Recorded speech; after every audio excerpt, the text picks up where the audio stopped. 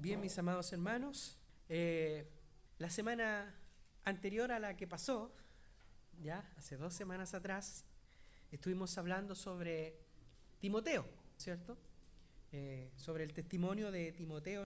Y hoy nos toca hablar en la palabra del Señor sobre este ejemplo de siervo Epafrodito. Amén. La semana pasada, antes pasada, estuvimos hablando de Timoteo, hablamos sobre cómo Pablo tenía planeado enviar a Timoteo a la iglesia de Filipos, con un propósito de ver cómo estaba la iglesia que ellos habían fundado hace 10 años atrás y a la misma vez alegrarse de su trabajo en el Señor por la iglesia que estaba en Filipos, por lo que ellos estaban haciendo. Luego de eso, estuvimos viendo sobre 4 características de Timoteo que nosotros como creyentes debiéramos imitar.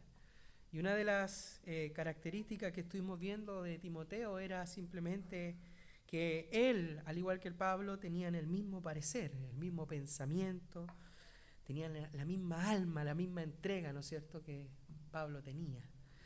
Una de las segundas características que vimos también sobre Timoteo era que él genuinamente se preocupaba, ¿no es cierto?, por la iglesia, se preocupaba por los hermanos, ¿no es así? Una de las terceras características también que estuvimos revisando con respecto al testimonio y al servicio de Timoteo es que Timoteo buscaba los intereses de Cristo, no los intereses de él propio, sino que él buscaba los intereses de Cristo. Y vi también como cuarta característica que deberíamos nosotros entender y aplicarlo en nuestras vidas, es que Timoteo era de un carácter aprobado, ¿no es cierto?, y tenía un buen testimonio. Y por último, amados hermanos, Pablo expresa su deseo de también visitar a los filipenses si de alguna manera sale en libertad. Si de alguna otra forma Pablo salía en libertad, era el interés de poder ir a visitarle. Lo que nosotros leemos aquí en Filipenses capítulo 2, del versículo 25 empezamos, dice: mas tuve por necesario enviaros a Epafrodito, mi hermano y colaborador y compañero de milicia, vuestro mensajero y ministrador de mis necesidades. Y de alguna manera, amados hermanos, llegamos a nuestros versículos en esta noche, en esta tarde, que nos hablan de un hombre llamado Epafrodito. ¿Quién es este hombre llamado Epafrodito? Al igual que la semana anterior que estuvimos hablando sobre Timoteo, entendemos, amados hermanos, que quizás en este pasaje, específicamente en el pasaje de Timoteo, segunda de Filipenses, capítulo 2, del versículo 19 al 30, no hay una enseñanza profunda, una enseñanza teológica, doctrinal profunda. Pero sí, amados hermanos, hay una exhortación, hay un llamado a poder entender, a poder ver el ejemplo e interpretar también cómo Dios quiere que nosotros también seamos a través de nuestro testimonio. Bendito sea el nombre de nuestro Señor Jesucristo. Y yo tengo una pregunta en esta noche, quizás usted lo ha leído, quizás no, pero ¿quién era Epafrodito? ¿Quién es este Epafrodito de que Pablo habla aquí en el capítulo 2, versículo 25? Y la historia de Epafrodito es un poco diferente a la de Timoteo. El nombre de Timoteo significa el que adora o el que honra a Dios. Pero el nombre de Epafrodito significa agradable, significa encantador, hermoso, y es una palabra griega, Epafras o Epafrodito, que viene de la palabra Afrodita. Aquí los que saben un poco de historia griega, de los dioses mitológicos, se habla de una diosa, ¿no es cierto?, llamada Afrodita. De ahí proviene la palabra Epafrodito, diosa pagana del mundo griego. Otro significado de la palabra o del nombre Epafrodito es el favorito de Afrodita. Pero en el contexto cristiano, nosotros nos damos cuenta que él no fue criado en el Evangelio como Timoteo. ¿Se recuerda usted que Timoteo fue criado, ¿no es cierto? Desde pequeño fue enseñado la ley, su madre era judía, ¿no es cierto? Siempre estuvo allí. Pablo le dice: tú que sabes la palabra desde pequeño, que se te ha enseñado, a ti te mando que exhortes, que reprendas, y un sinfín de cosas les da el apóstol Pablo. Pero en cambio, Epafrodito no fue criado en el Evangelio como Timoteo, posiblemente creció dentro del mundo pagano, Epafrodito, y de ahí su nombre. Quizás no se nos narra cómo fue su conversión, cómo él llegó a Cristo, no se nos cuenta, pero posiblemente fue parte de ese primer grupo que se formó, ¿no es cierto?, cuando la iglesia fue fundada. El nombre Timoteo se menciona 24 veces en el Nuevo Testamento, mientras que Epafrodito solo se menciona 2 veces. Y las 2 veces que se nombra el nombre Epafrodito es aquí, ¿no es cierto?, en el libro de Filipenses, específicamente en este capítulo 2. Pero de la misma manera que Timoteo es un ejemplo a seguir. Tal como lo estudiamos la semana antes pasada, nos dimos cuenta que Timoteo era un hombre servicial, un hombre entregado a las cosas de Dios, un hombre con un corazón de siervo, un hombre que tenía y que no buscaba los intereses propios, sino que buscaba los intereses de los demás. Y hoy vamos a estar estudiando a Epafrodito, que también es un ejemplo a seguir. Y detrás de estos cortos versículos, amados hermanos, que leímos anteriormente, hay una historia muy interesante que nos debe de servir a nosotros de ejemplo para nuestra vida personal, para nuestra vida cristiana. Cuando los filipenses se enteraron de que Pablo estaba preso en Roma, su corazón los movió a la acción. ¿En qué sentido? Le enviaron un donativo para sus necesidades. Le enviaron una ofrenda. Como no podían ellos en persona entregarle, ¿no es cierto?, enviaron a un hermano llamado Epafrodito con esta ofrenda. Bendito sea el nombre del Señor.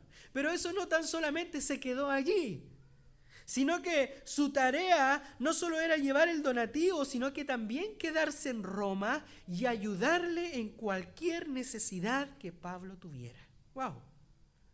Hoy nos preguntamos nosotros y pensemos, si la iglesia enviara, por ejemplo, a alguno de nosotros a ayudar al pastor Yerko allá en Quillota, por ejemplo, y que fuera con esta disposición de prácticamente ayudarle en cualquier necesidad. Primero yo creo que Dios tendría que probar nuestros corazones, pesar nuestros corazones y darnos a entender que debemos tener un corazón servicial. ¿No es así? Bueno, en este caso lo vemos aquí. Lo vemos aquí en Epafrodito, quien tenía un corazón servicial, quien la iglesia pudo echar mano de él y enviarle para ayudar a Pablo. No tan solamente llevarle una ofrenda, sino que también ayudarle en su necesidad. Así que la tarea de este hermano era de ayudar a Pablo mientras éste estaba encarcelado. Era quedarse con él, apoyarle a él. Y lo primero que podemos mencionar es que Pablo dice que va a enviar a Timoteo en cuanto vea cómo están sus asuntos. Pero en cuanto a Epafrodito dice que lo va a enviar inmediatamente. Lo va a enviar de vuelta inmediatamente. Él no iba a esperar para enviarlo como en el caso de Timoteo, al instante, sino que la razón de por qué lo estaba queriendo enviar rápidamente la vamos a ver un poco más adelante. En el primer verso, en el verso 25, en la primera parte dice: mas tuve por necesario enviarnos a Epafrodito. Pablo consideró necesario, amados hermanos, enviar a Epafrodito, y lo que Pablo iba a hacer era enviar de vuelta a Epafrodito, y luego continúa él diciendo en el versículo 25, mi hermano y colaborador y compañero de milicia, vuestro mensajero y administrador o ministrador de mis necesidades. Aquí Pablo pasa a describir a Epafrodito y menciona algunas de sus características que vamos a estar mencionando en este momento. La primera característica que Pablo denota en Epafrodito es, y dice él, es mi hermano. Hermano, amados hermanos, significa del mismo vientre, de un mismo origen, de un mismo nivel. Implica, amados hermanos, que hay una relación cercana entre ambos. Por eso el apóstol Pablo le llama. El término hermano es algo que quizás lo hemos usado nosotros muchas veces. ¿Cómo está, hermano? ¿Cómo está, hermana? ¿Cómo le va, hermano? Hola, hermanito, ¿cómo está? Pero el término hermano es algo que quizás, amados hermanos, lo hemos usado tanto dentro de la iglesia que a veces no le damos la importancia a lo que significa. Y Pablo prosigue y sigue diciendo que también era un colaborador. Pablo es el único que utiliza esta palabra 4 veces en las epístolas y significa colaborador, uno que trabaja a la par o conjuntamente con otro. Lo que quiere decir Pablo es que mientras yo trabajo, Él trabaja juntamente conmigo. Yo no trabajo solo, Él colabora. Él me ayuda a completar la tarea. Eso es lo que Pablo está queriendo decir cuando habla de Epafrodito, de que era un colaborador. También el otro término que Pablo le da es un compañero de milicia. Y yo varias veces he escuchado esa frase que se ha tergiversado. Amados hermanos, ese término es militar y tiene que ver con soldados de guerra. No es la primera vez, amados hermanos, que Pablo utiliza un término militar para hablarle a los cristianos. Él dijo en una ocasión, amados hermanos, que debemos andar con la armadura de Dios, que debemos vestirnos con la armadura de Dios. Compañero de milicia se refiere a dos soldados que tienen el mismo rango.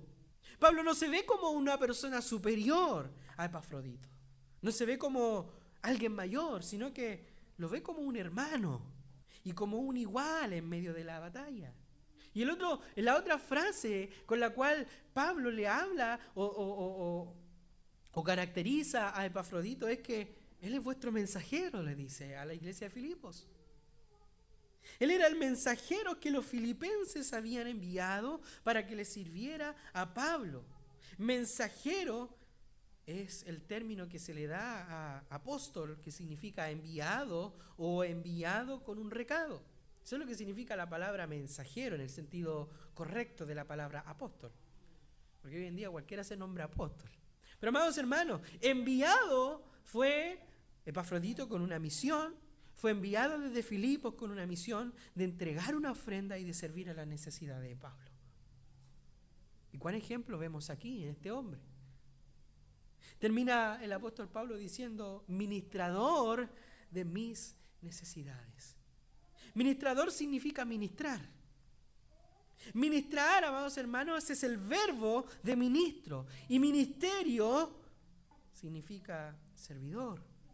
En el caso de la palabra ministro implica servir a los demás. Ministro implica también servir a Dios. Así que acabamos de ver estas 5 características de Epafrodito, que era un hermano, un colaborador, un compañero de milicia, un mensajero enviado, ¿no es cierto?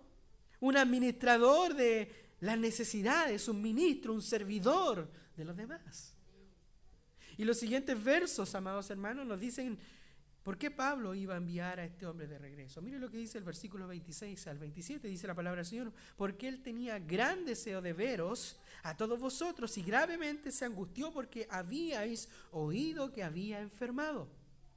Pues en verdad estuvo enfermo, a punto de morir, pero Dios tuvo misericordia de él, y no solamente de él, sino también de mí, para que yo no tuviese tristeza sobre tristeza, dice el apóstol Pablo. ¿Qué está queriendo decir el apóstol Pablo con eso? El deseo de él era que quería ver a los filipenses. La razón era que Epafrodito, amado hermano, tenía un gran deseo de verlos y se angustió. Se preocupó grandemente. Y aquí sucedió algo muy interesante y no tenemos la información de todo lo que ocurrió aquí. Pero, amados hermanos, es interesante entender que en los versos que siguen nos damos cuenta que Epafrodito estuvo enfermo. Pero no solo enfermo él, sino que también dice que estuvo a punto de morir. ¿Qué quiere decir esto, amados hermanos? No nos dice qué tipo de enfermedad era, pero la enfermedad fue tan mala, amados hermanos, que estuvo a punto de morir. De alguna manera estuvo a punto de morir, amados hermanos, y no sabemos cómo los filipenses se enteraron de que Epafrodito estaba muy enfermo. Y al entregarse de esta manera, amados hermanos, y al enterarse también Epafrodito de esta información, dice que todos se preocuparon grandemente de nuestro hermano Epafrodito que se enfermó. De alguna manera, mientras los filipenses se enteraban de la enfermedad de Epafrodito, Dios dice que tuvo misericordia de él y lo sanó. Pero los filipenses no lo saben todavía. Pablo, en vez de enviar la noticia de que él ya estaba bien, desea enviar la noticia con él mismo. Algunos teólogos creen que cuando Epafrodito regresó a Filipos, el regreso con esta carta en sus manos, amados hermanos, se dio cuenta o creen algunos que el instrumento que Dios usó para que la carta a los filipenses llegara a su destino fue el mismo Epafrodito. Por eso ellos se dieron cuenta y supieron que Epafrodito estaba enfermo. Algunos otros teólogos piensan que cuando Epafrodito fue enviado a Roma con la ofrenda no iba solo, sino que viajaba con un grupo de hermanos. Y en el camino enfermó gravemente y tuvieron que dejarlo en Roma y regresar. Y que de esa manera la noticia de su enfermedad llegó a Filipos. Pero lo cierto es que Pablo decide enviarlo nuevamente de regreso. Ahora, amados hermanos, otro dato que se nos da es que el texto no nos dice que Pablo lo sanó, que Pablo le puso las manos.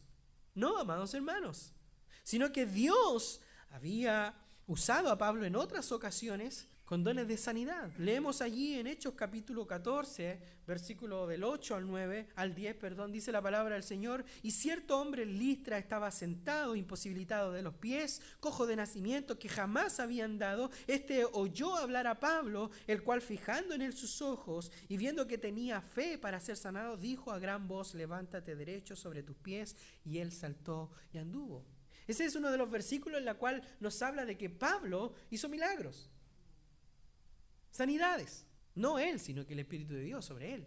Lea conmigo Hechos, capítulo 28, versículo del 8 al 9, dice la palabra del Señor. Aquí tenemos otro ejemplo. Dice: y aconteció que el padre de Publio estaba en cama, enfermo de fiebre y de disentería. Y entró Pablo a verle, y después de haber orado, le impuso las manos y le sanó. Hecho esto, también los otros que en la isla tenían enfermedades venían y eran sanados. ¿Quién está sanando ahí? Pablo. Pero aquí, amados hermanos, podemos ver cómo Pablo oró por algunas personas y fueron sanadas.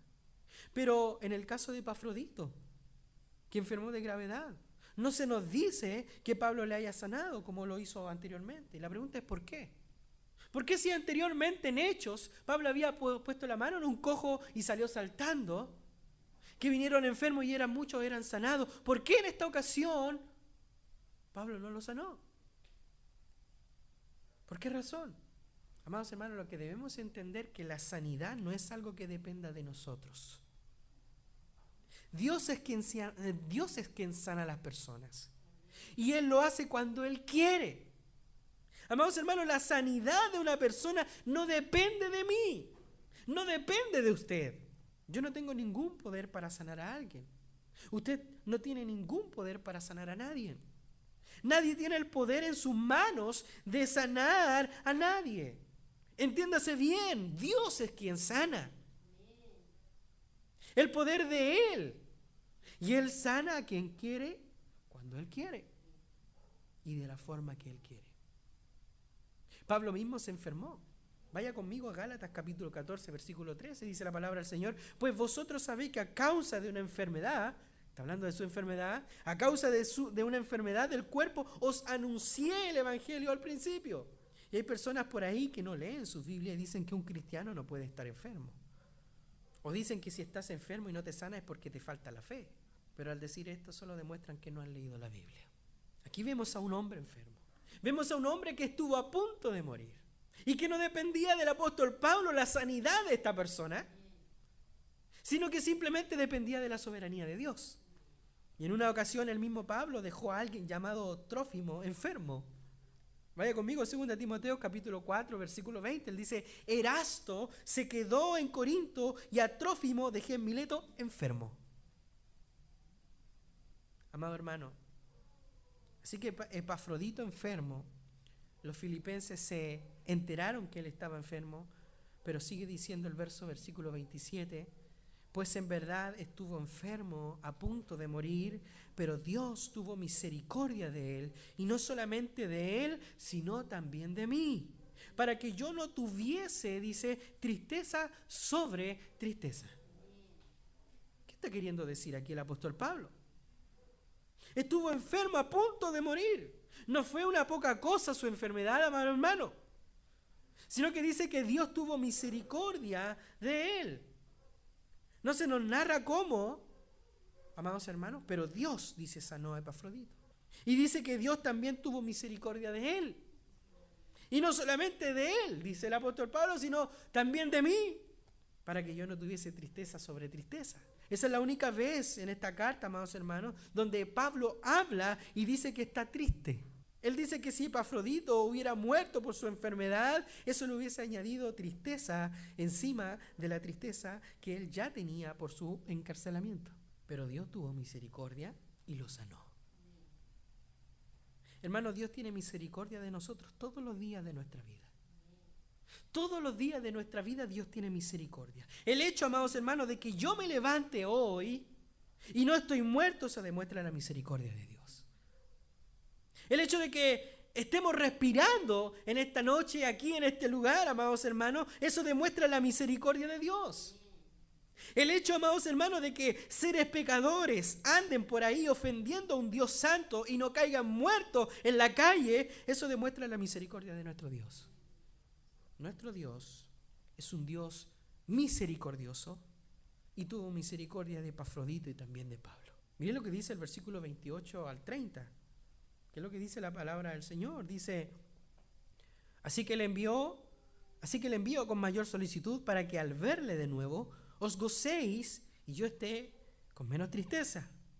Recibidle pues en el Señor con todo gozo y tened en estima a los que son como Él. Porque por la obra de Cristo estuvo próximo a la muerte, exponiendo su vida para suplir lo que faltaba en vuestro servicio por mí. La semana pasada estaba escuchando una predicación de un pastor muy conocido, pastor John MacArthur, y le escuché hablar sobre algo que no se ha mencionado muchas veces en la iglesia, y creo que es importante hacerlo, amados hermanos, y es sobre la cadena de la preocupación. Fijémonos con lo que dice el texto. Dice, Epafrodito enfermó, los filipenses se enteraron y se preocuparon. Epafrodito se enteró que los filipenses se preocuparon y él mismo se preocupó de que ellos se preocuparan. Pablo vio la preocupación de Epafrodito y se preocupó por él también. Filipenses por Epafrodito, Epafrodito por los filipenses. Pablo por Epafrodito. Hay una cadena, ¿se da cuenta o no?, de preocupación. Y esto demuestra cuánto amor tenían esos hermanos unos con otros. La preocupación de cada uno de ellos no era una necesidad personal, hermanos. La preocupación de cada uno de ellos era por el otro.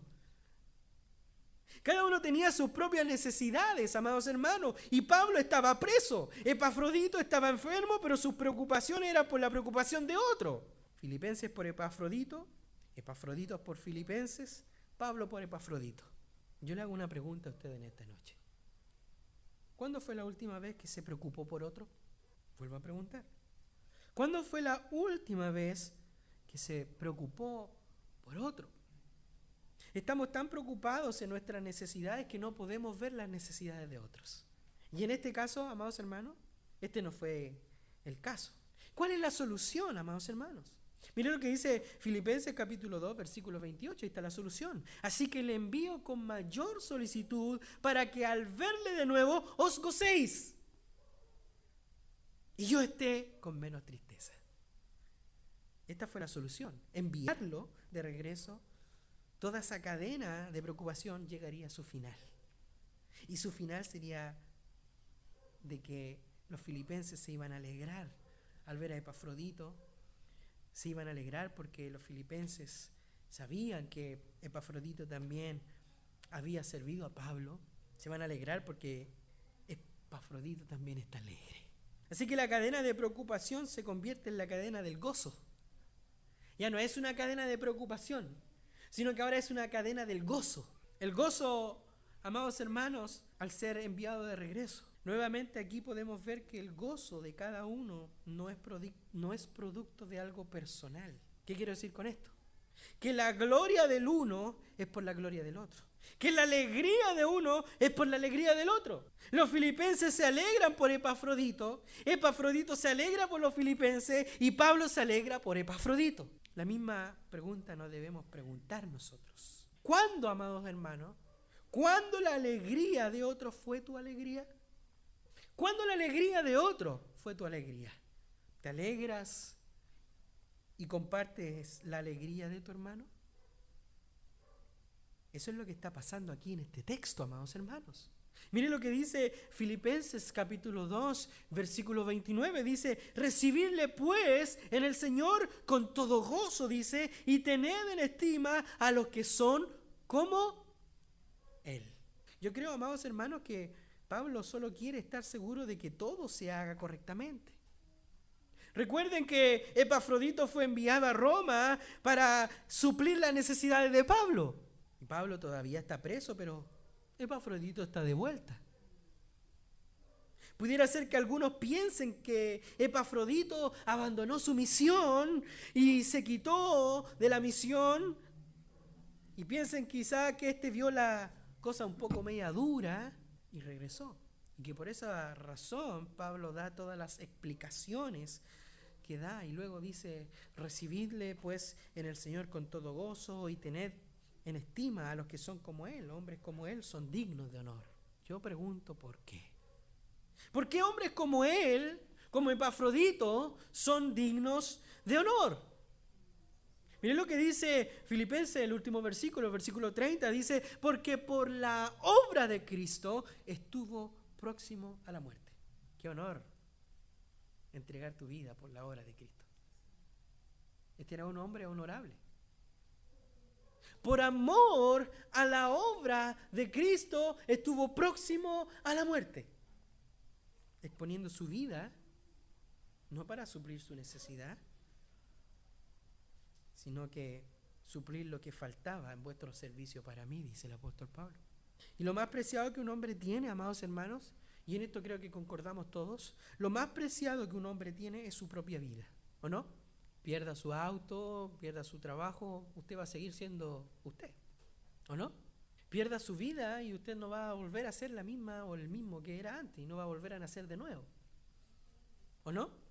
Lo más preciado que un hombre tiene es su propia vida. ¿Y sabe lo que hizo Epafrodito? Por eso es un ejemplo de servicio, un ejemplo de honor. Epafrodito expuso su propia vida para servir en la obra de Dios. Y la palabra que se usa aquí para hablar de exponer su vida es el verbo que se utiliza para hablar de los juegos de azar. ¿Qué quiero decir con esto, amados hermanos? Lo que Pablo está queriendo decir al usar esta palabra es que Epafrodito, por la causa de Cristo, se jugó la vida. Apostó su vida. A ese level, podríamos decirlo, a ese nivel llegó Epafrodito. Mis hermanos, Epafrodito estuvo a punto de morir por la obra de Dios. Pero ¿sabe qué? ¿Sabe qué es lo que a nosotros nos anima, amados hermanos, a estar aquí domingo tras domingo, día tras día, semana tras semana? Bendito sea el nombre del Señor. Que hubo uno que no solo estuvo a punto de morir, sino que murió. Uno hubo que hace 2000 años atrás, que dio su vida para que tú, que no le sirves al Señor, que no le sirves a Dios, hoy puedas tener vida eterna. Jesucristo murió en una cruz y sufrió la muerte más espantosa que alguien pueda tener para que nosotros pasemos de muerte a vida. Bendito sea el nombre de Jesucristo. Jesucristo sufrió la injusticia más grande que sufrió alguien en el mundo, para que nosotros en el día del juicio, póngame atención, Jesucristo murió en la cruz del Calvario, entregó su vida, se despojó por amor a otros, para que en el día del juicio podamos recibir la gracia de Dios inmerecida. Epafrodito dejó su familia y se fue a una tierra lejana para hacer y servir a la voluntad de Dios. Dios dejó su trono de gloria, abandonó sus riquezas, tomó un cuerpo humano, se humilló a sí mismo hasta la muerte y muerte de cruz para darnos vida eterna. Epafrodito, amados hermanos, estuvo a punto de morir, pero Cristo murió para darnos vida. Epafrodito estuvo a punto de morir, pero Cristo murió para darnos vida. Amado hermano, que el mensaje del Evangelio sea la prioridad en nuestras vidas. Que el mensaje del Evangelio sea la prioridad en nuestras vidas. Si no ha conocido al Señor usted y dice conocer al Señor, amado hermano, venga al Señor en arrepentimiento. Venga al Señor en arrepentimiento y fe. Yo le invito en esta noche a reconsiderar su cristianismo. Yo le invito a usted a pensar, a autoexaminarse. La palabra del Señor nos manda y nos dice: examinaos vosotros mismos si estáis en la fe. Reconsideremos realmente si nuestro cristianismo está dentro del margen del verdadero cristianismo. Amado hermano, Epafrodito nos deja un ejemplo de servicio. Un ejemplo de decir: estuve a punto de perder mi vida por amor al Evangelio, por amor a Cristo, por amor a que otros alcanzasen el Evangelio, por amor a que otros pudieran conocerle. ¿Y nosotros? Dios nos bendiga en esta noche, porque estamos a tiempo y Dios nos hace una invitación y nos dice: venid a mí. Vengamos al Señor en arrepentimiento. En arrepentimiento y fe, digámosle al Señor: aquí estoy, Señor. He considerado mi cristianismo y creo que mi cristianismo no está en los caminos que tú me presentas. Es por eso que Jehová mismo, Dios dice: tus caminos no son mis caminos. Tus pensamientos no son mis pensamientos. Amado hermano, Epafrodito nos da un ejemplo a nosotros. Estamos culminando, amados hermanos, ya el capítulo 2. Y qué mejor manera de entender que a través de estos ejemplos bíblicos de Timoteo y Epafrodito nosotros podamos seguir en el capítulo 3 mirando al blanco. Prosigo a la meta. Pero le invito a usted, amado hermano, a reconsiderar. ¿Daría usted la vida por el Evangelio? ¿Daría usted la vida por Cristo? ¿Daría usted la vida por la obra de Dios? En África el bautismo para los africanitos allá en Mozambique, al interior, significa perderlo todo. Te pillan bautizándote, lo perdís todo. Y no es un juego psicológico, amados hermanos, sino que es el valor. ¿Qué valor tiene el Evangelio para nuestras vidas? Para Epafrodito era tan grande el valor que hubo una preocupación incluso de estos hermanos que no se preocuparan por mi enfermedad. Estuve a punto de morir, entregando la vida en el campo de batalla. Por eso Pablo le llama compañero de milicia. Bendito sea el nombre del Señor. En esta noche quiero hacer la invitación. Nunca lo hago, amado hermano, pero quiero invitarle a usted. Si hubiera alguien en esta noche que quisiera retomar esos votos con el Señor, que quisiera usted enderezar ese pensamiento en su cristianismo, en su mente, y quisiera ser un ejemplo honorable de servir a Cristo, le invito, amado hermano, no tenga vergüenza. Muchas veces decimos y predicamos sobre el nacer de nuevo y quizás ni siquiera hemos nacido, hermano. Pero en esta noche el Señor nos da una oportunidad y nos dice: están a tiempo. Los campos están blancos, están listos para la siega, pero faltan obreros, faltan obreras. Consideremos, amados hermanos, que nuestra primordialidad de nuestra vida sea Cristo, sea su Evangelio, sea su palabra. Y aunque estemos a punto de morir como Epafrodito lo estuvo, no importa, amados hermanos. Es mejor entregar nuestra vida a Cristo que perderla. Jesucristo lo dice: el que busca la vida, la pierde. Pero el que la pierde, la encuentra, la halla.